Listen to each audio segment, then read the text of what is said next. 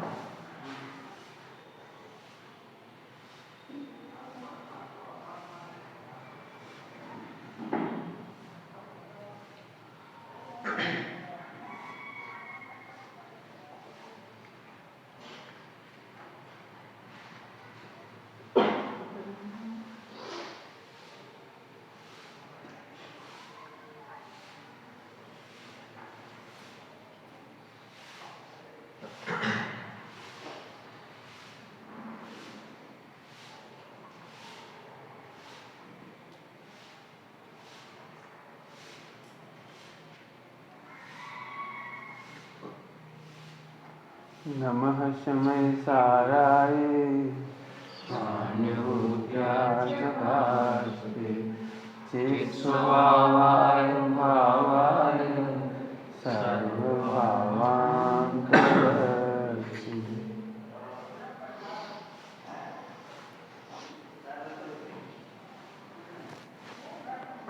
प्रश्न कोई? 31वीं का था बदल क्या कि जो टीकाएं हैं जिसमें द्रव्येंद्र भाव ने पदार्थ को बीज बोला है, ग्राह्य ग्रावक भाव भाव भाव्य भाव को सब इतना समझ में नहीं आया।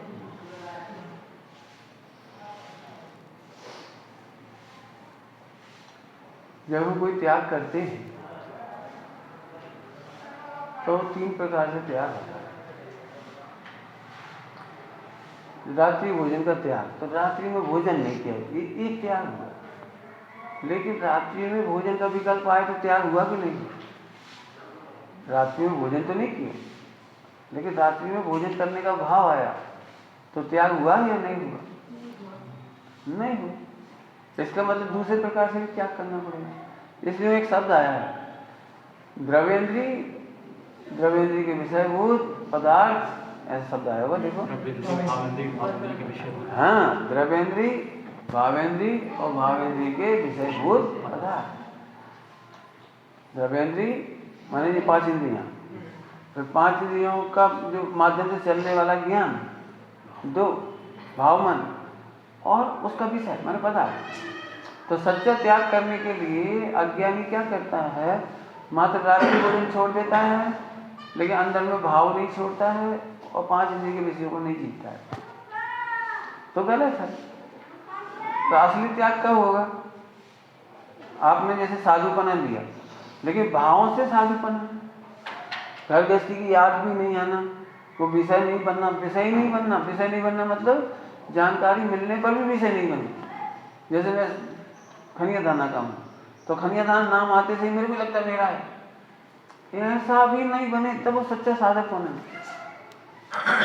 उस गांव में रहने वाले मेरे कुटुंब, मेरे भाई बंधु याद नहीं आए, सब आत्माएं हैं, कोई अंतर ही नहीं है, तब जाके वो विषय जीतेगा। तो 3 बातें होंगी, द्रव्येंद्री, भावेंद्री, क्या हुआ? द्रव्येंद्री, भावेंद्री और उसके विषय, तो तीनों को जीतना पड़ेगा। कैसे जीतेंगे? तो इसमें विधि लिखी है उसकी। इंद्रिय ज्ञान खंड खंड ज्ञान है, इंद्रिय ज्ञान खंड खंड ज्ञान है, लेकिन ध्रुव तो अखंड है। तो जैसे अखंड में मग्न होता है, अखंड में उपयोग लगता है, अखंड की श्रद्धा करता है, तो पहले प्रकार की विजय हो जाती है, क्योंकि अखंड में खंड खंड नहीं बचता। तो रुचि अखंड की नहीं है, खंड की है, तब तक वो पहले प्रकार की स्थिति को प्राप्त नहीं होगा। उसका नाम लिखा है हेडिंग में, ज्ञेय ज्ञायक संकर दोष। ज्ञेय ज्ञायक संकर दोष, फिर है भाव्य भावक संकर दोष, और फिर है भाव्य भावक दोष। तीसरे में क्या लिखा है देखो, 33 नंबर की आसन, भाव्य भावक भाव, और यहाँ है भावक भाव्य, भावक भाव्य संकर दोष। तो ये तीनों की, तो कैसे इन तीनों का मतलब समझेंगे? समझाने की शैलियाँ हैं। बताना तीनों में ध्रुव है, ध्रुव का आश्रय करने पर 3 काम होंगे। मैं भगवान हूँ, मैं ध्रुव हूँ, मैं गायक हूँ, ऐसा आनंद करने वाले के जीवन में परिणति में 3 काम होंगे। नंबर 1, गेय गायक संकर दोष मिट जाएगा। कैसे मिट जाएगा? जिसके कल दृष्टांत दिए थे। बीच में तो बहुत बड़ा मोटा दर्पण लगा हुआ है, सिंह यहाँ से दहाड़ता है, अटैक करता है, लेकिन वो आ तो सकता नहीं है यहाँ। वो क्यों मर गया था बकरा? बस, तो वो गेय गायक संकर दोष से मर गया था। उसे केवल जानने में आ रहा था शेर, ना आ रहा था ना खा रहा था, लेकिन वो केवल जान करके ही दुखी हो गया। ऐसे हमने कल बहुत दृष्टांत दिए थे। हम सब भी जान करके ही दुखी होते हैं, जबकि जानना अनंत सुख का कारण है। क्या कहा? जानना अनंत सुख का कारण है, क्योंकि सही प्रकार से जानेगा तो केवल ज्ञान होगा, और केवल ज्ञान है तो अनंत सुख पूर्वक होगा। तो जानना सुख का कारण है, हमने जानने को दुख का कारण बना लिया। हमने जानने को दुख का कारण मान लिया। हम जानने से बचना चाहते हैं, ये मत जानो, परिणाम खराब हो जाएंगे, ये मत जानना। बताओ, जिस दिन मिष्ठान्न का त्याग किया हो उस दिन मिष्ठान्न देखना कि नहीं देखना? क्यों नहीं देखना? क्योंकि हमको विकार हो जाएगा, मिष्ठान्न को देख के विकार हो जाएगा। तो ये तो मिथ्यात्व है। त्याग तो तब कहलाएगा कि मिष्ठान्न को देख करके भी आकर्षण ना हो। क्या कहा? मिष्ठान्न को देखकर भी आकर्षण ना हो। हाँ, प्यासे को पानी नहीं मिले तो शांत रहता ही है वो। प्यासे को पानी मिला लेकिन छना नहीं था तो उसने नहीं पिया, जी परीक्षा में जीता वो। अब अनछने पानी का त्याग हो गया उसका। हम नहीं जानेंगे और फिर निर्मल रहेंगे, ऐसे नहीं। लोक को जान के निर्मल रहेंगे। पहले विश्वास करो कि हम जान करके निर्मल रहेंगे, तब लोक को जानोगे। फिर से कहा, क्या कहा? लोक को जानने के बाद निर्मल नहीं होंगे, जान करके निर्मल अनुभव करेंगे तो लोक का ज्ञान होगा। क्या बोला? जान करके निर्मल होंगे। 3 लोक के रम्य भोग भी मोह नहीं उपजा सकते। कोई दिख जाओ, हमें क्या दिक्कत है? हमारा कोई क्या कर सकता है? मैं तो आत्मा हूँ। और पहले दिन क्या पढ़ा था? अबद्ध अस्पष्ट। मुझे 8 कर्मों का भय नहीं है, मुझे 9 कर्मों का भय, उपसर्ग और परिचय का भय नहीं है। तब जा करके पहली प्रकार की स्तुति हुई। तो गेय गायक शंकर जो बताया था कल, वो इस तरह से आया। समझ में आया ना? अब पैर के हाथ लगाएंगे आप, पैर के हाथ लगाएंगे, ठीक है? तो आगा अब भावक संकर दोष क्या होता है? हमारे में जो भी भाव उत्पन्न हो रहे हैं अस्थिरता में, चारित मोह के उदय में, उसका कोई भावक है।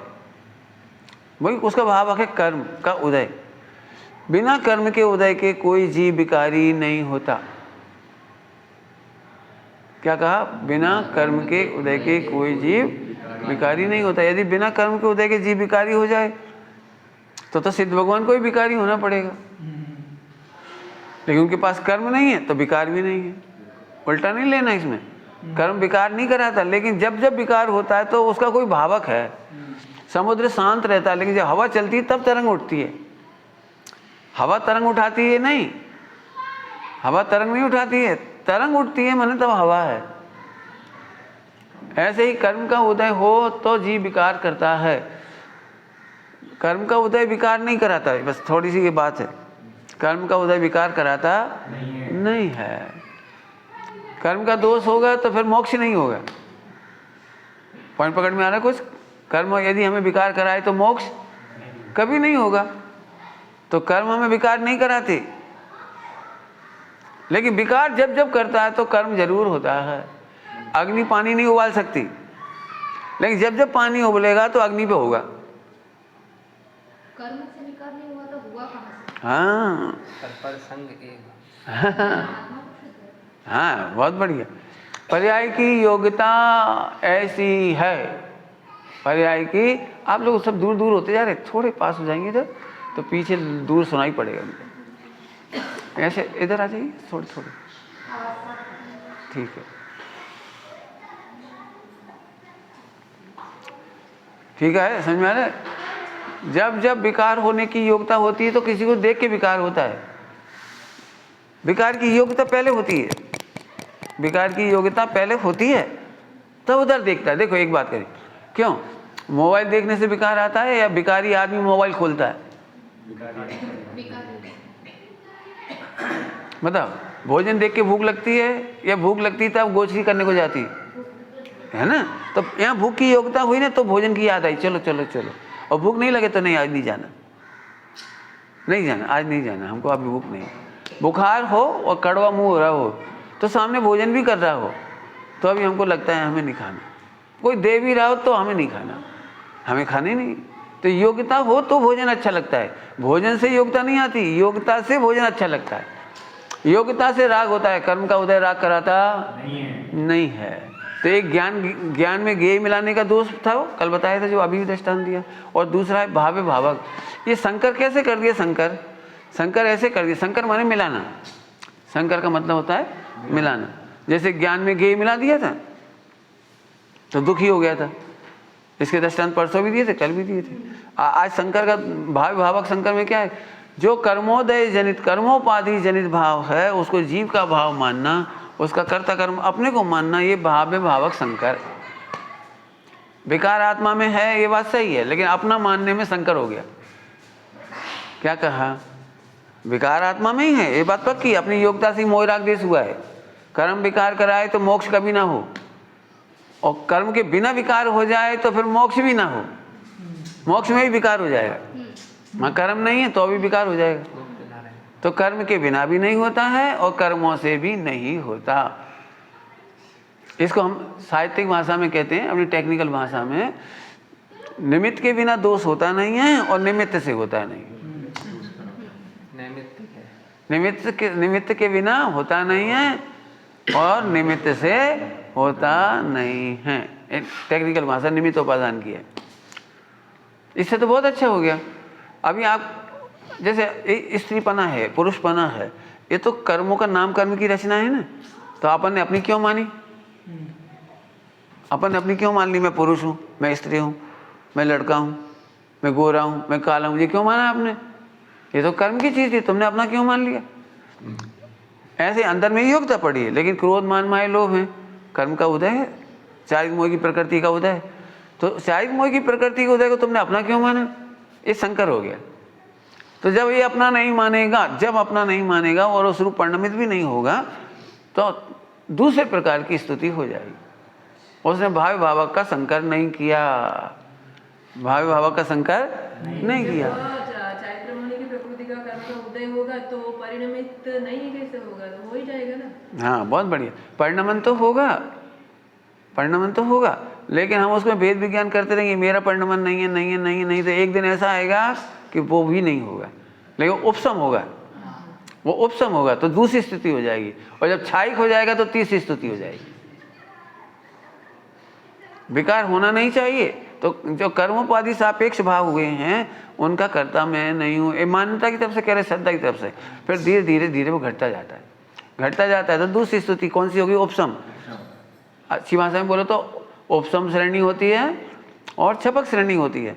तो सम्यक दर्शन होना पहली स्तुति, उपशम श्रेणी दूसरी स्थिति, और छपक श्रेणी मानना ये तीसरी स्तुति। बात क्या की चल रही है, याद है आपको? हाँ, निश्चय से स्तुति, परमार्थ से स्तुति कैसे होती है कि ऐसे होती है, और व्यवहार से कैसे होती है कि दो गोरे, दो सांवरे, दो हरियल, दो लाल, बाकी कंचन वर्ण हैं, बंदो आठों याम। वो देहास्य स्तुति व्यवहार है, और व्यवहार स्तुति करने से सच्ची स्तुति होती नहीं है, नहीं होती है। देखो, जब लड़की के लिए लड़का ढूंढने जाते हैं ना, तो सब ऐसे बोलती है, बहुत अच्छा लड़का है, उसके 10-10 घर हैं, 10-10 घर और 50 लाख रुपए पर मंथ की इनकम, मोटर गाड़ी, बंगला। तो लड़की सुन सुन के खुश हो गई, बहुत खुश हो गई। अब शादी हो गई, फिर पति ने पूछा, मैं कैसा लगता हूँ, तुमने मेरे से शादी क्यों की? अरे 50 लाख और 10-10 घर और 4-4 कार। बोलो, ये उत्तर सही है कि नहीं? बताओ, पति सुख खुश हो जाएगा कि दुखी होगा? अरे तुझे पैसे से मतलब है, कि हमारे पापा ने तो यही कहा था लड़का अच्छा है क्योंकि उसके पास 10 घर हैं। हमारे पापा ने तो यही कहा था।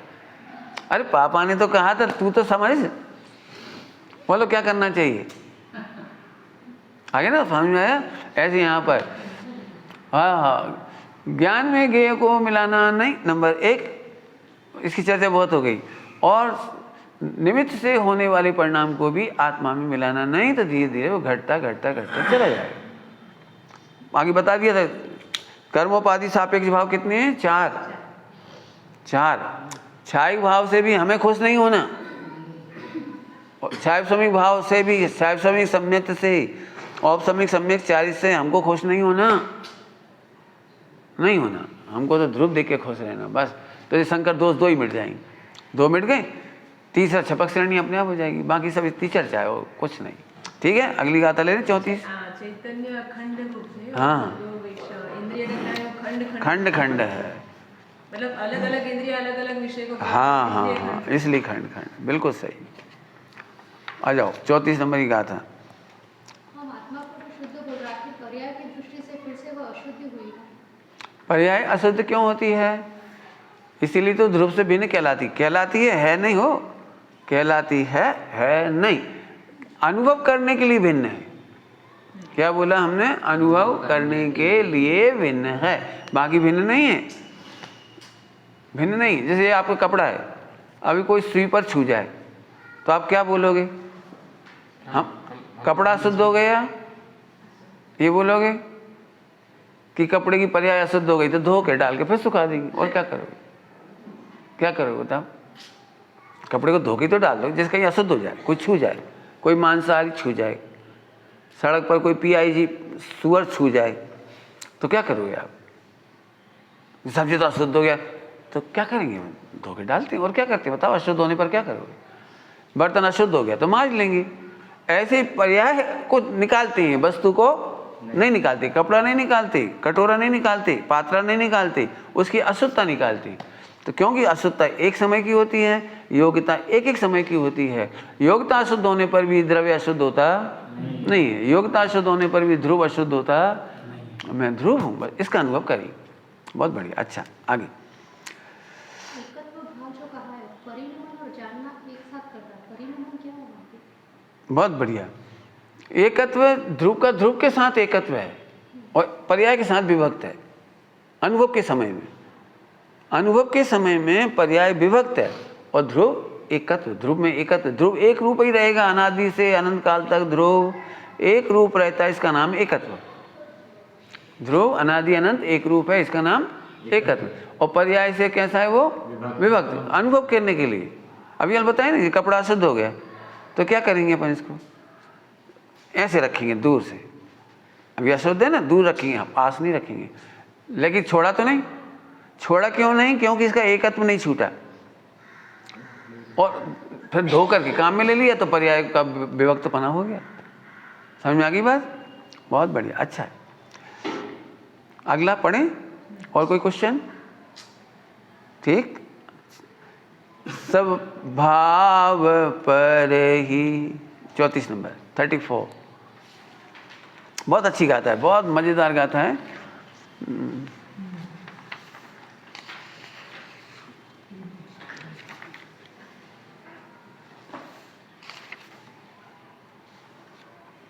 इसके बाद कंटिन्यू आप पढ़ लेना, 2 गाथा पढ़ा रहे हैं, इसके बाद पढ़ लेना। सब भाव पर ही ज्ञान प्रत्याख्यान भावों का करे, इससे नियम से जानना की ज्ञान प्रत्याख्यान।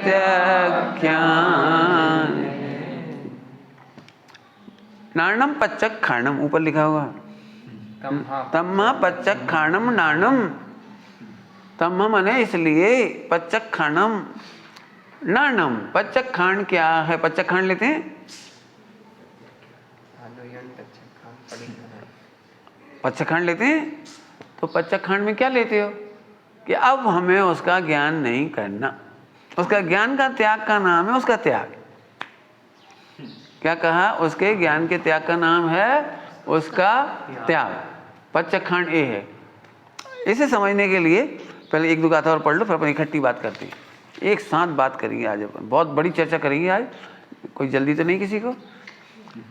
देखो 35 नंबर, ये और का है जान कर पर द्रव्य को नर तजे,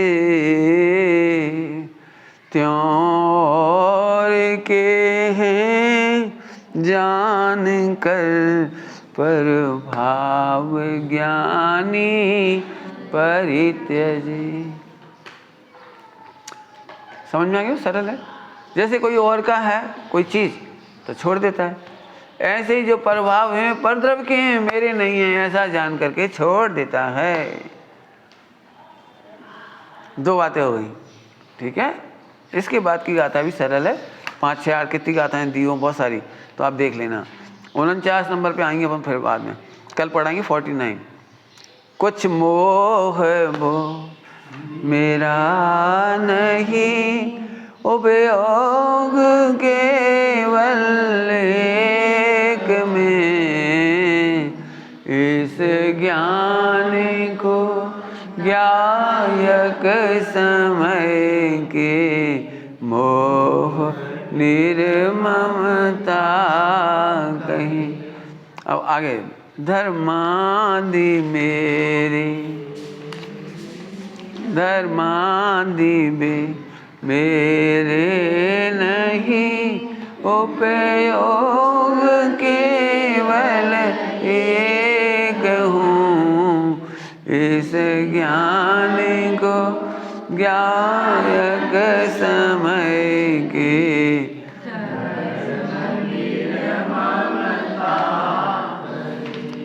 38। मैं एक शुद्ध सदा ज्ञान दृग हूँ यथार्थ से, कुछ अन्य वो मेरा तनिक परमाण। यहीं तक का पढ़ लीजिए, जल्दी जल्दी पढ़ लिया हालांकि, लेकिन वन देखिए। पहले 38 ही देखो, मैं एक शुद्ध सदा अरूपी, मैं एक ध्रुव हूँ, शुद्ध हूँ, अरूपी हूँ, इसमें कोई दिक्कत तो है ही नहीं। मैं अरूपी भगवान आत्मा हूँ। कैसा हूँ? ज्ञान दृग माने ज्ञान दर्शन उपयोग वाला हूँ, है ना। कुछ अन्य वो मेरा तनिक, इसके अलावा कुछ भी मेरा नहीं है, इसका नाम पच्चखंड। इसका अलावा जो कुछ भी हो परमाणु मात्र भी मेरा नहीं है। परमाणु मात्र भी मेरा नहीं है का मतलब है परमाणु मात्र से भी मेरा हित नहीं होता, मजा नहीं होता, सुख नहीं होता, ज्ञान नहीं होता, दर्शन नहीं होता, कुछ नहीं होता।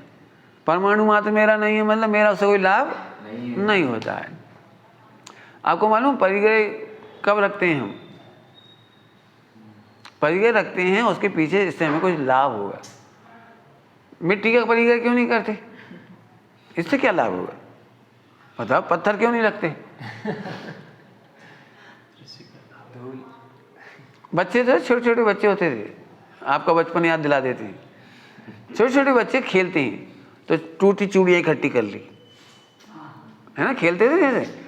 और क्या क्या इकट्ठा बच्चे वो क्या कहलाता है, माचिस के पैकेट और सिगरेट के पैकेट, कैलेंडर वगैरह से, हाँ वो इकट्ठा कर लेते।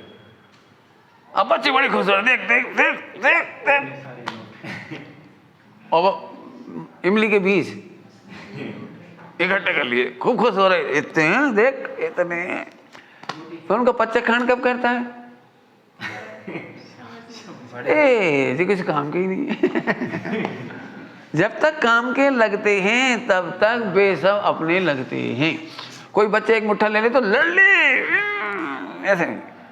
हम तुमने हमारी चूड़ियाँ क्यों ली? बहुत अच्छी वाली थी, हमने कितने दिन में इकट्ठी की थी, कितने दिन से सड़क पर ढूंढते ढूंढते रखते थे खूब ऐसे ऐसे, चूड़ी वाले की दुकान के आसपास घूमते रहते थे इकट्ठा करते थे। बच्चे दिन भर नीचे देख करके चलते थे, एरिया समिति से नहीं चलते थे। वो पैकेट ढूंढते रहते थे, पैकेट, और जहाँ मिल जाता था एकदम खुश, ये 100 रुपये का, ये 50 रुपये का, ये 10 रुपये का, खुद नहीं कल्पना कर ली, ये 20 रुपये का, ये 5 रुपये का, ये 100 रुपये का। जो जितना ज़्यादा दुर्लभ होता है उसकी उतनी कीमत ज़्यादा कर देती, खुद नहीं कल्पना की। रखे रहते हैं, खूब संभाल संभाल के देख के खुश होते हैं, खुश होते हैं। फिर जैसे जैसे बड़े होते हैं तब सबसे पहले ये पता लगता है कि इसमें कुछ नहीं है। तो ऐसे यहाँ पर कुछ अन्य वो मेरा नहीं, परमाणु मात्र नहीं, अरे एक परमाणु मात्र मेरा नहीं है। इसका नाम साधुपना। एक परमाणु मात्र मेरा नहीं, कोई फायदे नहीं होता उसमें, लाभ ही नहीं होता। इसके पहले आप देखो, जब अपनी चीज की कीमत आई तब जिसकी कीमत नहीं थी वो छूटा। त्याग किसे कहते हैं? कीमती चीज नहीं छोड़ी जाती, कीमती चीज रखी जाती है संभाल करके, वो जो कीमती नहीं है उसे छोड़ देते हैं। श्रीमद जी का एक बहुत बढ़िया दृष्टांत है। एक बार वो एक स्कूल में गए, बच्चे खेल रहे थे स्कूल में, जंगल का स्कूल, गांव में छोटा ऐसे, तो गए, तो गुरुजी ने कहा आप इनको थोड़ा संबोधन कर दो। तो बच्चे बैठ गए सारे, 10-25 बच्चे गांव के बैठ गए ऐसे। श्रीमद जी ने कहा बच्चों, एक हाथ में घी का लोटा है, एक हाथ में छाछ का लोटा है, अपन दोनों को ऐसे संभाल के ले जा रहे हैं, संभल करके, और यदि पैर में ठोकर लगी तो आप किसे संभालोगे? तो बच्चों ने कहा घी का लोटा। तो फिर उन्होंने कहा ऐसे ही हमारा आत्मा घी का लोटा है और ये शरीर छाछ का लोटा है।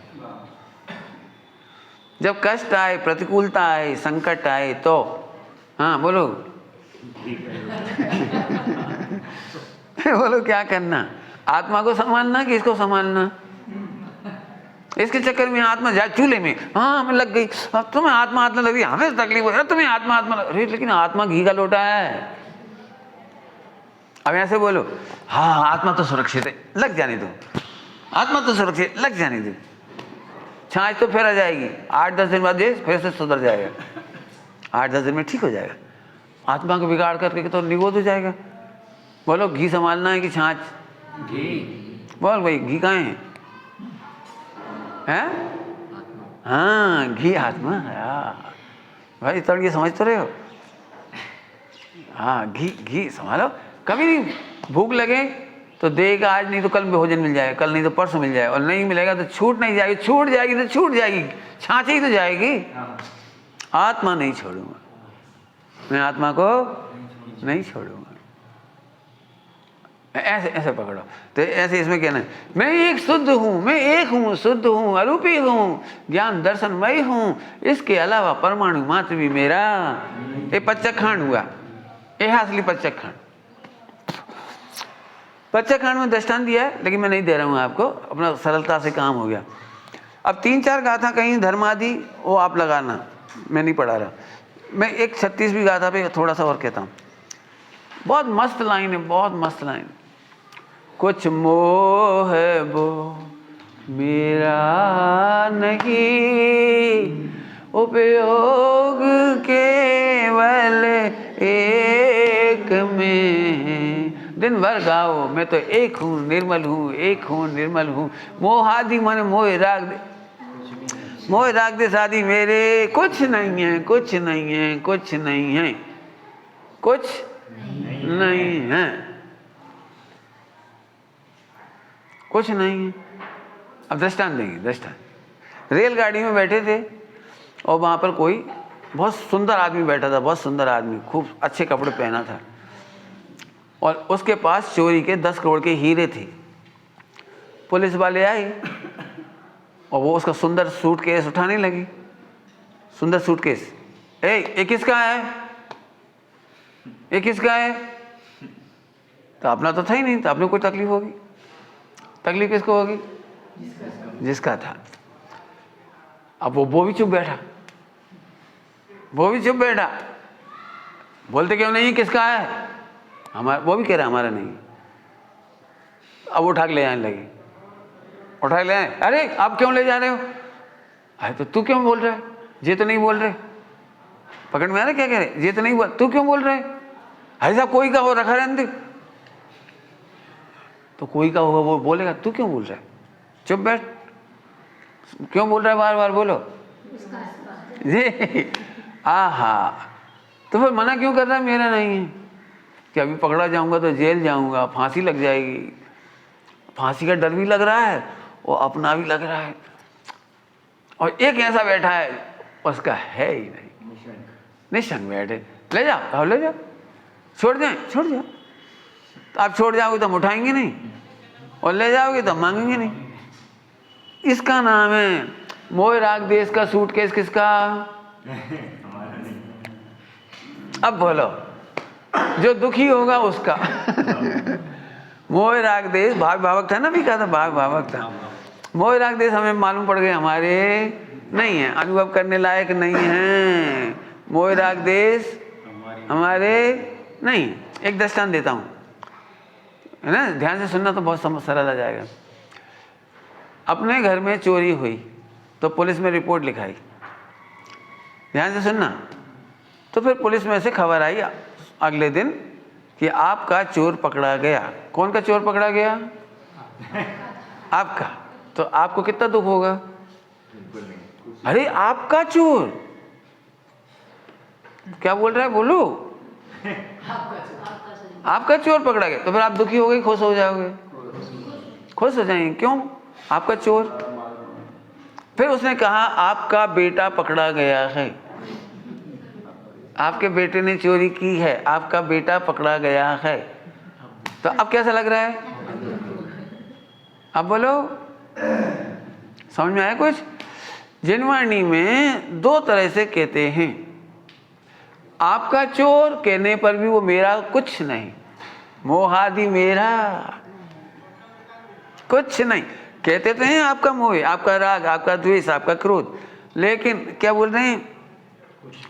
आपका चोर पकड़ा गया और खुश हो गए, खुश हो गए, बहुत बढ़िया, बहुत बढ़िया। अभी कहा आपका बेटा पकड़ा गया है। समझ में आ गया? अब हम आपसे कह रहे हैं मोह राग देश अशुद्ध है, ज्ञायक अशुद्ध नहीं है। बोलो तुम्हारा चोर कौन है इसमें से?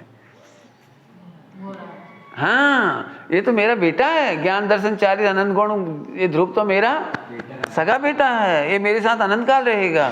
चोर तो आया था और भाग जाएगा, चोर तो आया था और भाग जाएगा। मोह राग देश तो चले जाएंगे, लेकिन मेरा ध्रुव तो कभी नहीं जाएगा। तो आपका चोर और आपका बेटा, ऐसे आपका ज्ञायक शुद्ध और आपका मोह राग देश, दोनों में आपका कहेंगे, एक में कहेंगे। बोलो, कुछ मोह है वो मेरा नहीं, तो फिर तुम्हारा कौन है? उपयोग केवल। दो में से एक छांटो, मोह राग देश को छांटना है कि उपयोग को छांटना है? बोलो। तो मैं तो ध्रुव हूँ, हमें नहीं मालूम।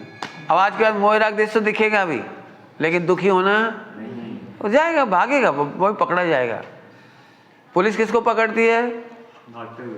चोर को। कौन को पकड़ती है? चोर को। और चोर का पक्ष करोगे तो तुम्हें भी पकड़ेगी।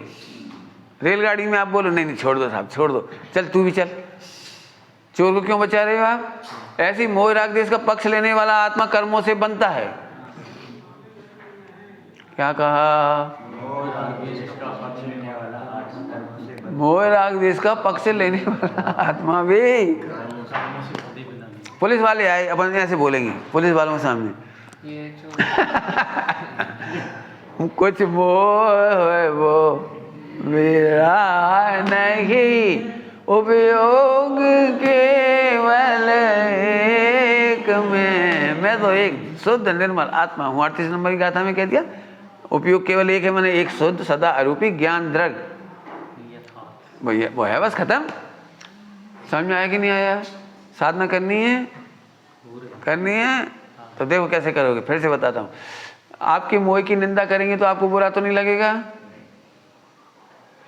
सोच लो, गुरु महाराज आपको, आपकी गणनी गुरुनी जो भी साध्वी होती हैं, वो आपको डांटेंगी, कितना हंसते हो, कैसे राग करते हो, कैसे खाते हो, कैसे पीते हो, ऐसे नहीं बोलना चाहिए। तो फिर आपको कैसा लगता है उस समय?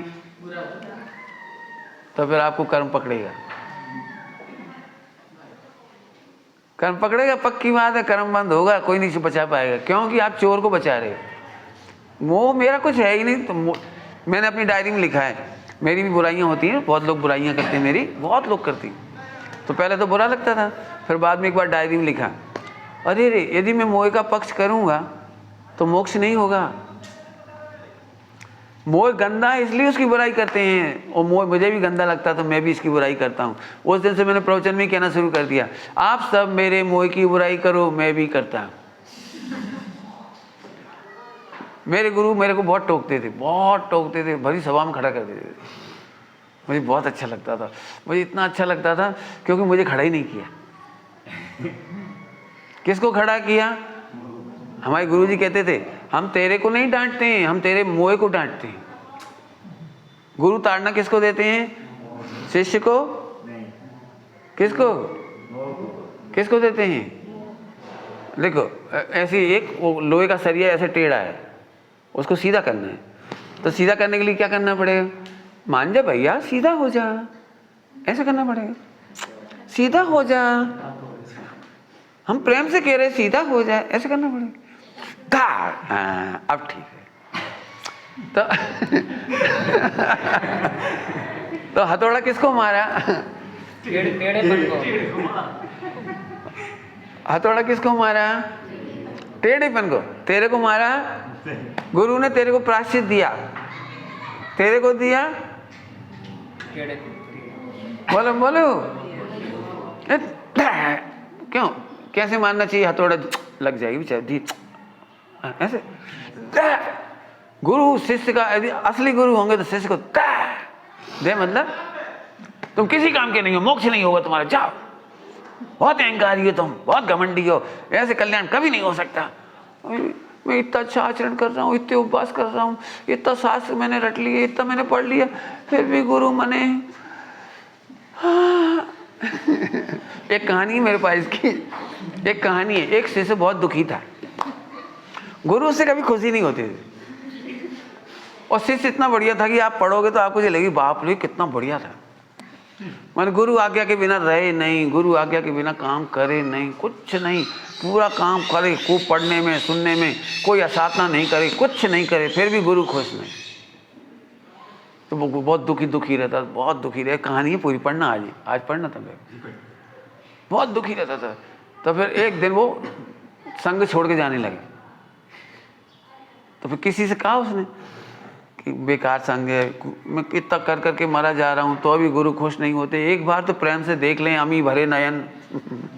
एक बार तो देख ले कि हाँ केटली साधना चाली रही है, कुछ नहीं बोलते, इतना करने पर भी। मैं 5 दिन उपासा रह गया, लेकिन उन्होंने ये नहीं कहा कि तू भोजन कर ले, कुछ नहीं बोलते, मर ही जाऊंगा यहाँ तो, बिल्कुल कोई प्रेम नहीं। तो फिर वो गुरु के पास शिकायत पहुंच गई उसकी, तो गुरु को बताया ऐसे ऐसी बात। तो आया, गुरु को ने बुलाया उसको, इधर क्या बात है, कि आप खुश क्यों नहीं होते? बोले मैं खुश नहीं होऊंगा। तो मैं आपके खुश करने के लिए क्या करूं कि तू खुश रहे?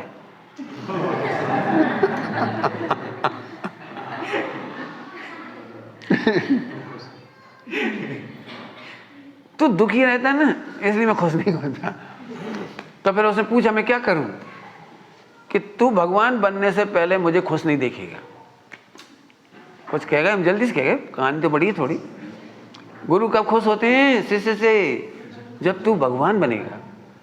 जब तक तू भगवान नहीं बनेगा मैं तेरे से खुश नहीं होऊंगा। मैं इतना करता हूं, यही तो दिक्कत है, तू मुझे खुश करने के लिए करता है। मैं इतना पढ़ता हूं, तू मुझे खुश करने के लिए पढ़ता है। तू अपने को खुश रखने के लिए पढ़, तू अपने खुश रखने के लिए उपवास कर, तू अपने खुश रखने के लिए प्रायश्चित कर। ऐसे नहीं गुरु महाराज खुश हो जाएंगे इसलिए प्रायश्चित कर, ना इसलिए मत कर। कहानी समझ में आई कोई? जब खुश ही नहीं होते तो उसे बहुत ही अच्छी कहानी है, बहुत प्यारी कहानी है। मैं इतना काम करता हूँ, वो तो पुद्गल का काम है। मैं इतना अच्छा मीठा मीठा बोलता हूँ, वो तो भाषा वर्णना का काम है। मैं इतना अच्छा सोचता हूँ, वो तो मनोवर्णना का काम है। मैं इतना धारणा रखता हूँ, वो तो मति ज्ञान का काम है। मति ज्ञान का काम है ना, स्मृति, आवाय, धारणा। मैं इतनी साधना करता हूँ, मैं असाधना नहीं करता हूँ। ये तो साता वेदनी का उदय है। मैं इतने दिन का उपास करता हूं, तो वो तो भोगांतराय का उदय है। क्या कहे आपके समझ में आया क्या क्या क्या? 10 दिन तेरे भोजन नहीं किया तो 10 दिन तेरे भोगांतराय का उदय था। तूने आत्मा का भोग तो किया ही नहीं। तू तो रोज याद कर रहा है भोजन नहीं किया, नहीं किया, नहीं किया, नहीं किया, नहीं किया। खुशबू तो आ रही लेकिन नहीं करना। तो तूने आत्मा का भोग किया होता तो भोगांतराय का अभाव होता। तेरे तो भोगांतराय का उदय है। भिखारी को भी भोगांतराय का उदय है तो भोजन नहीं मिलता, ऐसे तुझे नहीं मिला। इतना बढ़िया लिखी वो कहानी, बहुत बढ़िया कहानी है। आखिरी में शिष्य बोला मैं चला जाऊं। चला जा, कहाँ जाएगा? कोई अज्ञानी गुरु खुश हो जाएगा तुझे देख के। कोई अज्ञानी गुरु तुझे देख के खुश हो जाएगा। तू बहुत सेवा करता है, तू हमारा बहुत ध्यान रखता है, तू बहुत अच्छा हमारे कमरे की सफाई रखता है, जो कुछ भी है, मैंने तू बहुत सेवा करता है। कोई अज्ञानी गुरु खुश होगा, ज्ञानी गुरु नहीं खुश होंगे।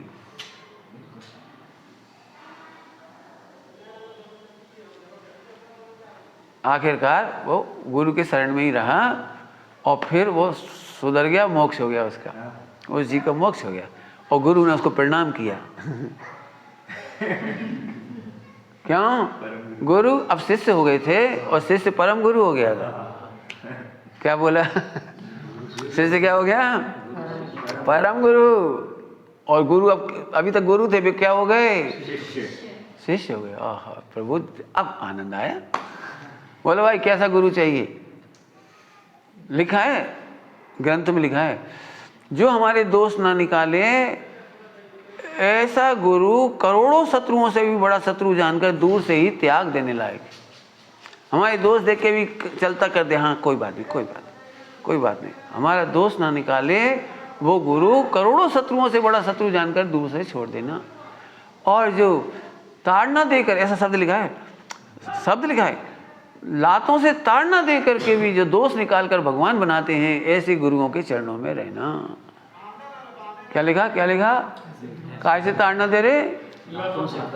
लातों से ताड़ना दे करके भी। ताड़ना किसको दी जाती है? वो उससे याद आ गई। अब सोचो, टेढ़ा तुम हो तो मोह कुछ मेरा नहीं, हटो मोह कुछ, कितनी बढ़िया भाषा है। दिन भर गाओ, एक दूसरे को करो, जैसे किसी को कपड़े का राग हो और दुखी हो जाए, कोई राग तेरा कुछ नहीं, घी का घड़ा तेरा। हाँ, आया समझ में? आया? अज्ञानी साधक होगा वो टेस्टी भोजन देख के खुश होता है, और ज्ञानी साधक होता है वो टेस्टी आत्मा देख के खुश होता है। वो अतिथि रसपान करके खुश होता है। एक परिसय का नाम है, एक परिसय का नाम अलाप परिसय। अलाप परिसय तो उसकी डिटेल में लिखा है, अलाप परिसय की विजय कब होती है? अलाप परिसय, अलाप समझते हैं, मैंने कोई चीज़ प्राप्त नहीं हुई, गुरु नहीं मिले, धर्म नहीं मिल पाया, आहार नहीं मिल पाया, कोई भी चीज़, तो अलाप हुआ। अलाप माने रिद्धि सिद्धि नहीं मिली तो अलाप हो गई, ऐसे मैंने कोई भी चीज़ का अलाप। तो अलाप की विजय कैसे होती है? ओहो, सदा लाभ को देखता है इसलिए उसे अलाप नहीं दिखता, अलाप नहीं देखते देखते देखते उसको अलाप परिचय की विजय हो जाती है। भगवान आत्मा का अलाप होता नहीं, भगवान आत्मा का अलाप होता, उसका लाभ तो सदा ही है, वो अपने में संतुष्ट रहता है, तो अलाप परिचय की विजय हो जाती है। कितनी बढ़िया है, बोलो।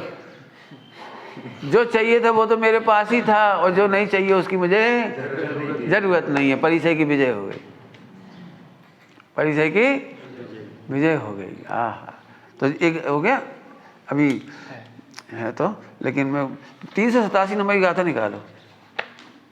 387, 387, 88, 89, 387, 387, 88, 89 मिली। पेज नंबर हमारे में तो है 584 हिंदी में।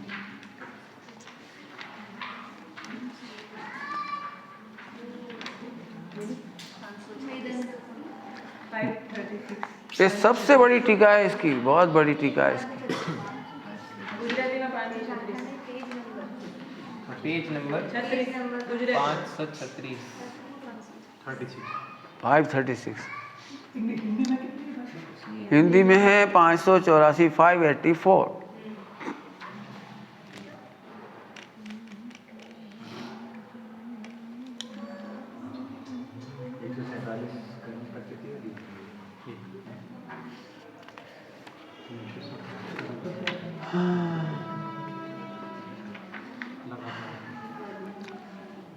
मिल गया? पढ़ें। जो कर्म फल को वेदता, जीव कर्म फल निज रूप करे, वो पुनः बांधे अष्टविध के कर्म को दुख बीज। ये गाथा रट डालो, एक भी जने इसे पढ़े बिना मत रहना, इतनी अच्छी गाथा है।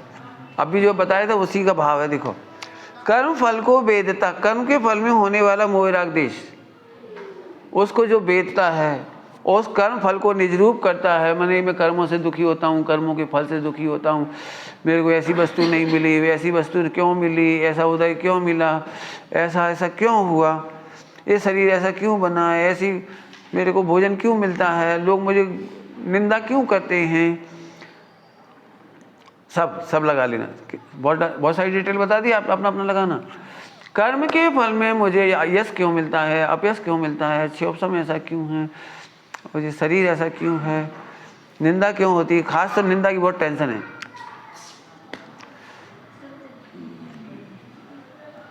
दो शिष्य होते हैं, दो शिष्य, एक अच्छा शिष्य, एक खराब शिष्य।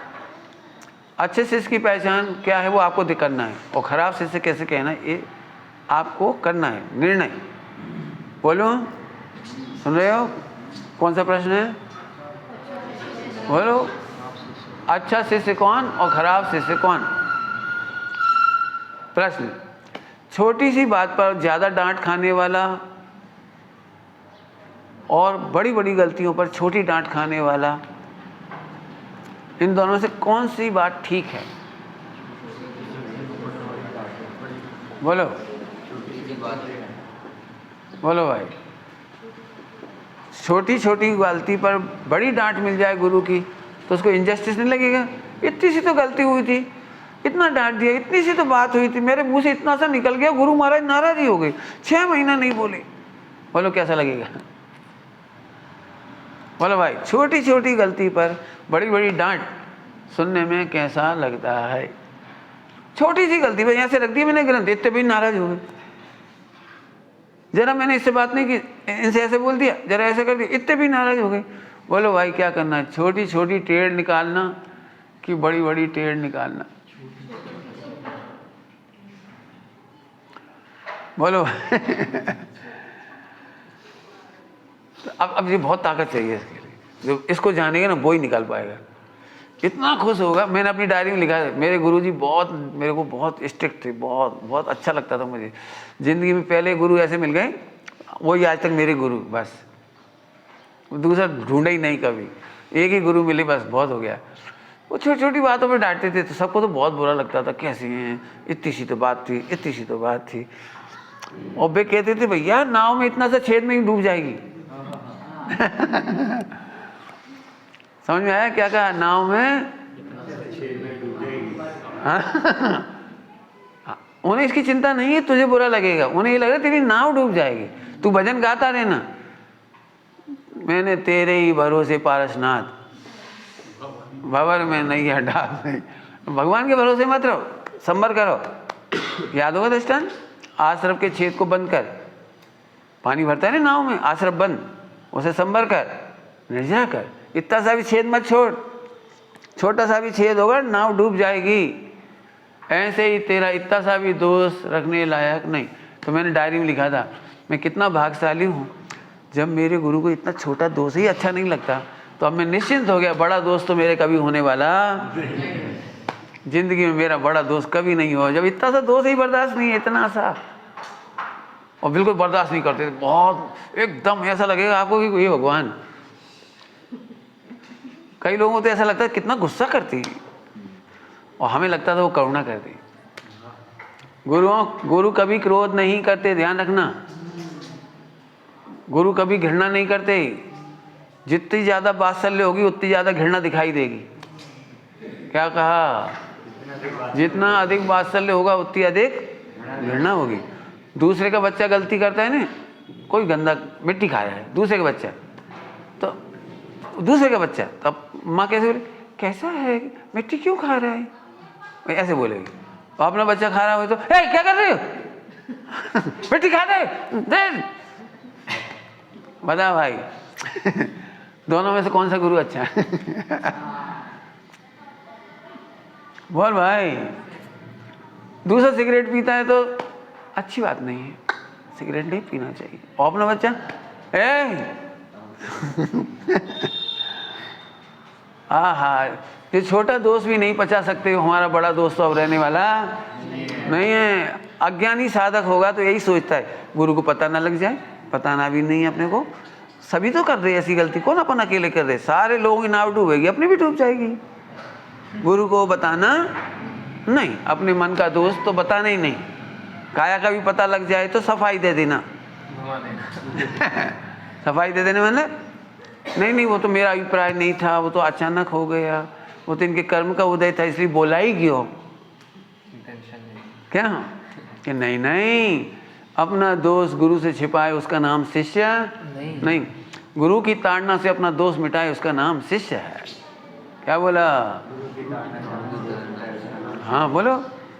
गुरु की ताड़ना से अपना दोष मिटाए, खुश होके मिटाए, खुश होके, दुखी होके नहीं। हम बता नहीं रहे भैया 3 दिन का उपवास दे देंगे, मांस खमण दे देंगे, हम तो मर जाएंगे मांस खमण में। प्रायश्चित है ना, दंड होते ना बहुत सारे। तो अब जो मेहनत का पार्ट है, कुछ मोह वो मेरा न है। करोड़ों रुपए का सूटकेस पुलिस वाले उठा ले जा हमारा कुछ नहीं है। आ गई समझ आया? इससे पता लगेगा मोह में ममता होगी, इसलिए शब्द लिखा था निर्ममता कहीं, ममता कहा था ना, धर्म निर्ममता कहीं, निर्ममता उसका नाम है, वो पहले की गाथा में याद है। ममता रहित है वो जीव, ममता रहित, मोह में ममता करना नहीं। ठीक, बहुत बढ़िया। आगे चलें। अभी ये गाथा देखो, जो कर्म फल को वेदता माने जानता, जो कर्म के फल को जानता कि मेरा अपयश हो रहा है, गुरु मुझे ताड़ना दे रहे हैं, मेरे को भोजन अच्छा नहीं मिल रहा है, मेरे को कपड़े ठीक नहीं है, जो कुछ भी कर्म फल को जानने पर जो जीव कर्म फल को निज रूप करता है, कर्म फल को निज रूप करता है, कर्म फल को निज रूप करता है।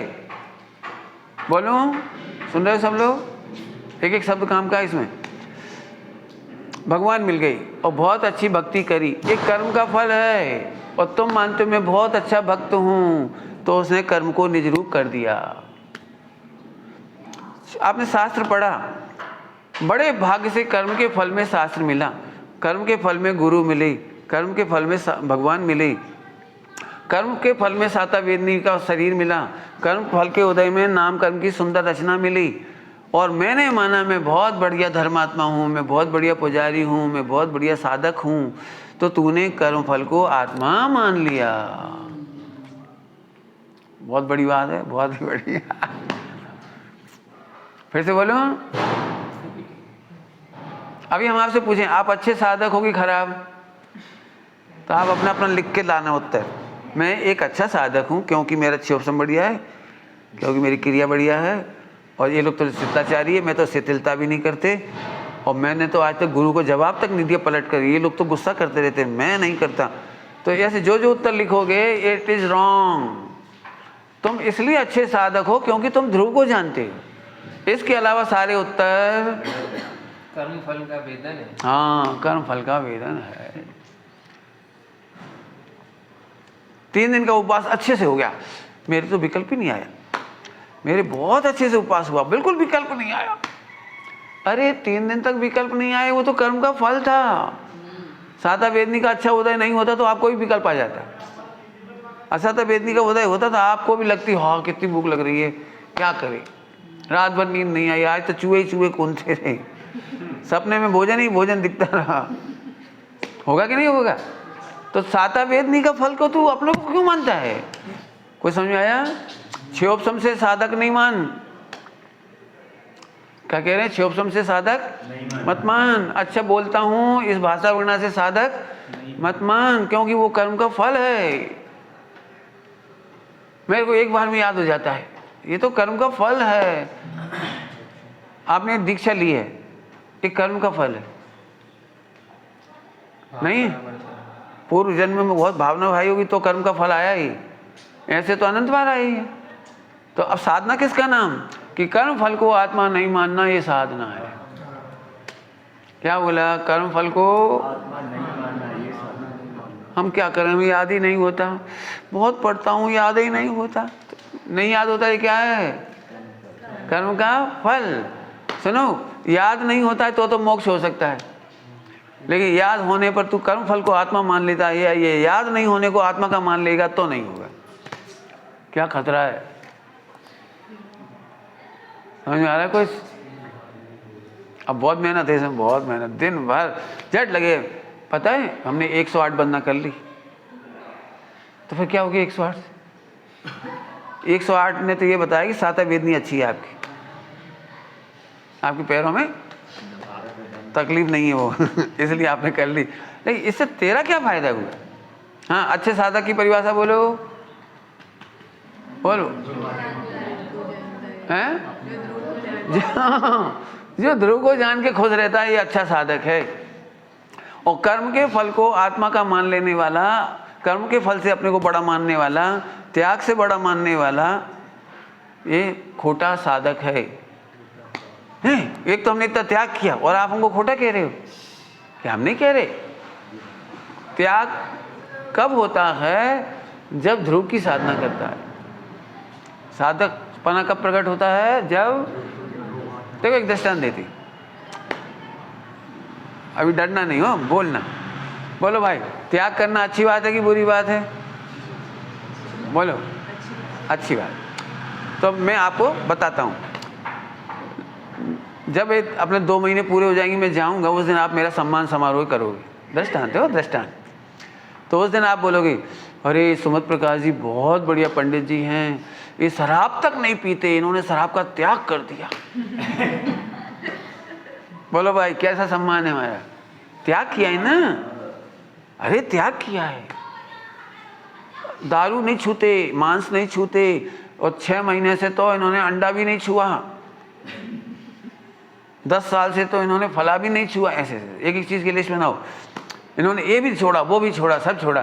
तो आपको ये बात सुन के कैसा लग रहा है? अरे रे, मुझे त्यागने का आनंद नहीं है, मुझे ग्रहण करने की शर्म है कि मैं ग्रहण क्यों करता था।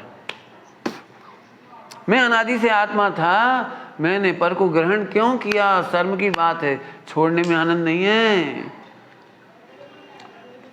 ये तो व्यवहार नहीं से अज्ञानी को समझाने के लिए कहते हैं, इनने त्याग दिया। जैसे 100 चोर हों, 100 चोर सब चोरी करके लाए और 99 में नहीं छोड़ा, और एक ने छोड़ दिया, नहीं आज से चोरी नहीं करूंगा, और चोरी का माल छोड़ दिया। तो सब पुलिस वाले किसकी तारीफ करेंगे? कितना बढ़िया चोर है, चोरी का माल छोड़ दिया, आज से चोरी नहीं करेगा, तो उसकी तारीफ तो हो रही है। और 99 लोग छोड़ा नहीं, चोरी करना भी नहीं छोड़ा, चोरी का माल भी नहीं छोड़ा, तो बुरे कहलाएंगे। ऐसे ही मैंने अनादिकाल से आत्मा हूँ, परद्रव्य का ग्रहण किया नहीं, परमाणु मात्र नहीं मेरा। अरे अभी पढ़ा था, परमाणु मात्र नहीं। अरे वो हम मान क्यों रहे थे? आत्मा ने रोटी नहीं खाई, रोटी का त्याग तो करते नहीं आत्मा, खाई नहीं। अरे तो फिर मैंने खाने वाला क्यों माना? खाने वाला तो कर्म फल था, खाने वाला तो कर्म फल था। अरे मैंने, जब मैं आत्मा हूँ, रोटी नहीं खाता, तो खाने वाला क्यों माना? मुझे इसकी शर्म आती है। आज से रोटी खाने वाली मान्यता का त्याग, इसका नाम पच्चक, इसका नाम है नाणम पच्चक खाणम। क्या बोला? नाणम पच्चक खाणम, इसका नाम प्रत्यक्ष ज्ञान। उधर गाथा आई थी, जानना ही त्याग है। क्या जाना? कठिन पाठ है, थोड़ा मेहनत लगेगी, खूब मेहनत है इसमें। क्योंकि अपनी मान्यता यही, मैंने छोड़ दिया, मैंने छोड़ दिया। अरे क्या छोड़ा? कि हमने दूसरों का माल अपना मानना छोड़ दिया। बोलो जरा। पता, परद्रव को अपना मान रहे थे, गलती थी ना, तो परद्रव को अपना मानना छोड़ दिया, तो इसमें अच्छी बात है। अच्छा चुप रहे, तू मानता क्यों था? कोई सुने तो क्या कहेगा? अभी मैं कहूँ भैया मैंने तुम्हारी पत्नी को अपनी पत्नी मानना छोड़ दिया, तो क्या आरती उतारेगा कोई? तो तू आज तक हमारी पत्नी को कलंक की बात है। ऐसे सचमुच परिग्रह वगैरह कलंक है। उसमें शब्द लिखा है वासना और बसन दोनों ही कलंक है, दोनों ही कलंक है। अरे रे, आई बात समझ में आई? बहुत बहुत मेहनत है इसमें। कर्म फल को जानने पर, कर्म फल बहुत है वो, देख लेना। कर्म फल को जानने पर जो उसको निज रूप करता है वो क्या करता है? पढ़ो, वो पुनः बांधे अष्टविध के कर्म को, दुख बीज को। फिर से सुनो। हाँ बोलो बोलो, पूछे। वासना और दूसरा क्या बोला? बसन, वासना और बसन, बसन माने बस। हाँ, इसलिए अच्छा आयारांग है ना, आयारांग, उसमें ध्यान करने के लिए आखिरी में सारे कपड़े छोड़ने का भी बोला है। जो निर्दोष ध्यान करना हो आयारांग में, वो सब वस्त्रों का निषेध किया वहाँ आखिरी में। आयारांग पढ़ना आप, उसमें है। चलो अभी देखो, वो पुनः बांधे अष्टवेद। हाँ से सुनो, अपन तो सोच रहे थे मैंने भगवान को बहुत अच्छे से दर्शन किया, 108 तीर्थ यात्रा करी, तो मैं तो सोच रहा था कर्म कट गए, और यहाँ तो बोल रहे वो पुनः बांधे। क्या लिखा है? क्या लिखा है? वो पुनः बांधे 8 प्रकार के कर्मों को। कैसे कर्म? के दुख के बीच। हमें समझ में नहीं आ रही।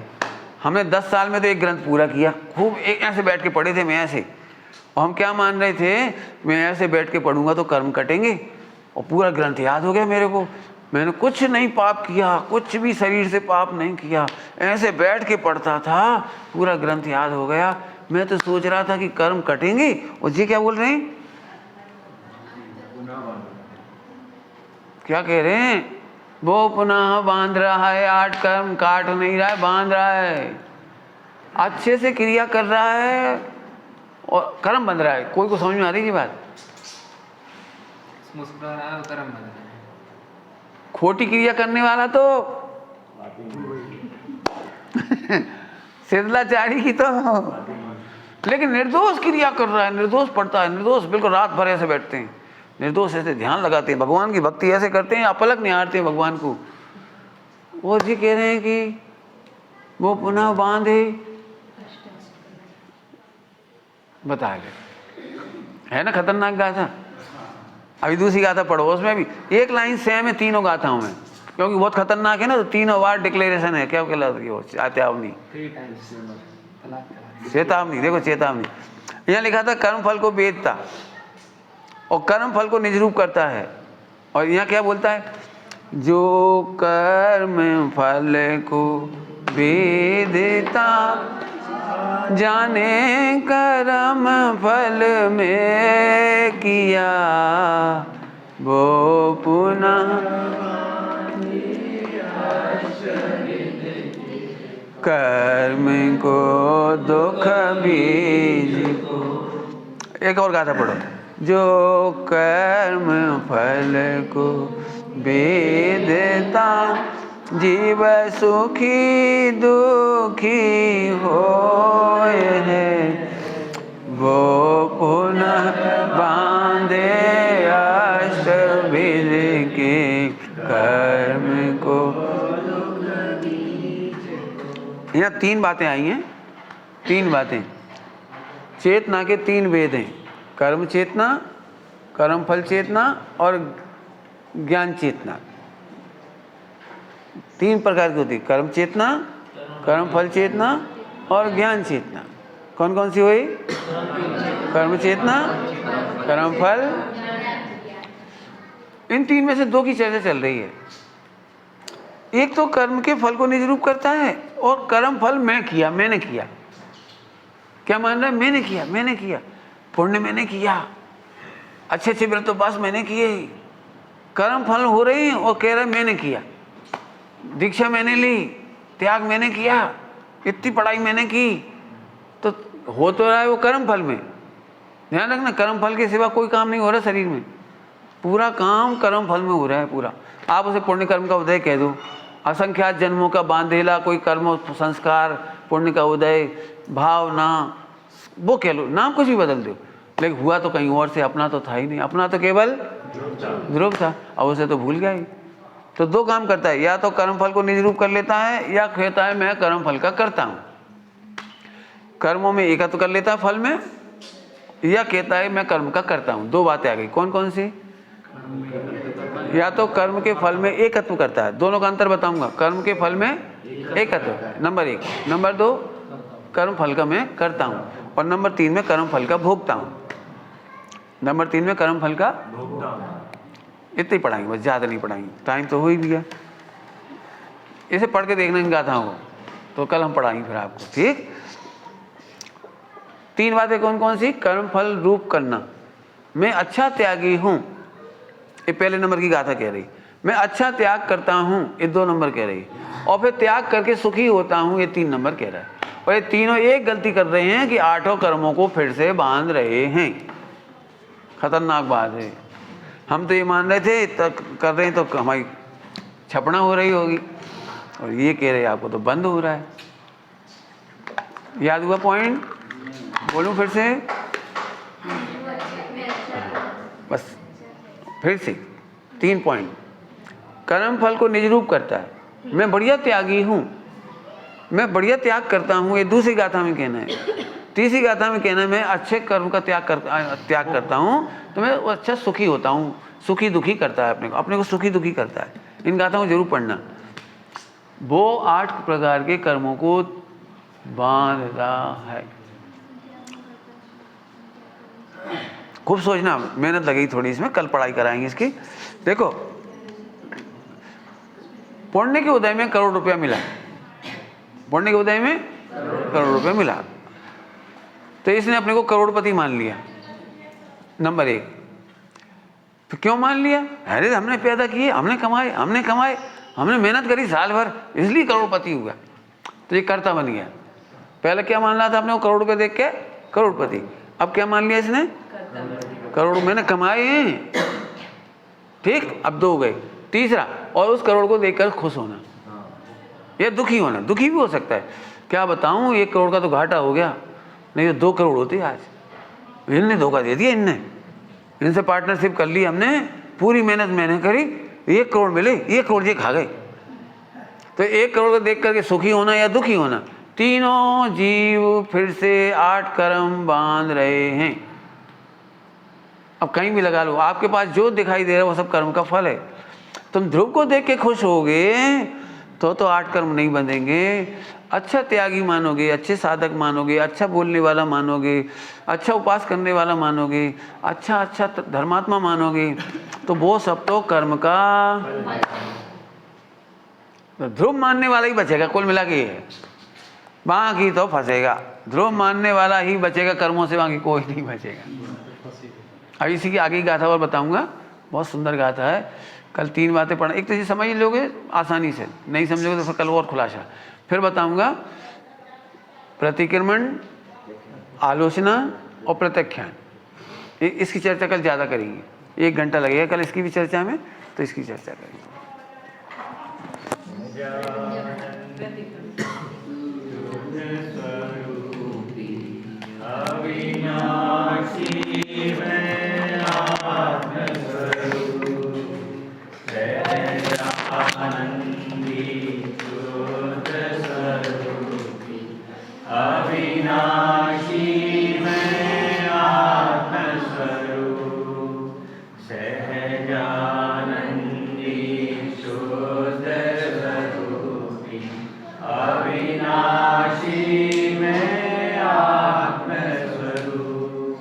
देखो यहाँ एक गलती नहीं करना, विचार को श्रद्धा नहीं मानना। विचार तो आएंगे, हम अच्छे त्यागी हैं, हम अच्छे पढ़ते हैं, इस विचार आएंगे, विचार से गड़बड़ नहीं है। विचार को सच्चा मान लेने में दिक्कत है। विचार भी कर्म फल है। क्या कहा? मन वचन काय की परिणति भी कर्म का फल है। तो अपन तो इसे देख के खुश हो कि मैं ध्रुव हूँ, अब नहीं बच, बंद हो गया, अब नहीं बंदेंगे, बस अब बच रहे। जाते जाते ये बता दिए, नहीं तो आप विचारों से डर जाओगे। ये तो हमको रोज आता है, हमने इतने व्रत किए, इतने उपवास किए, इतनी तीर्थ यात्रा करी, इतना एकटाणा किया, ये तो हमने मानते हैं। हम कि मानते नहीं है, विचारते हैं। विचार आता है मन वचन का है, वो कर्म का फल है। अच्छे विचार आना भी कर्म का फल है, बुरे विचार आना भी कर्म का फल है। और ज्ञानी तो ध्रुव का वेदन करके मस्त रहते। इसलिए इतनी बात और बता दें। निज निधि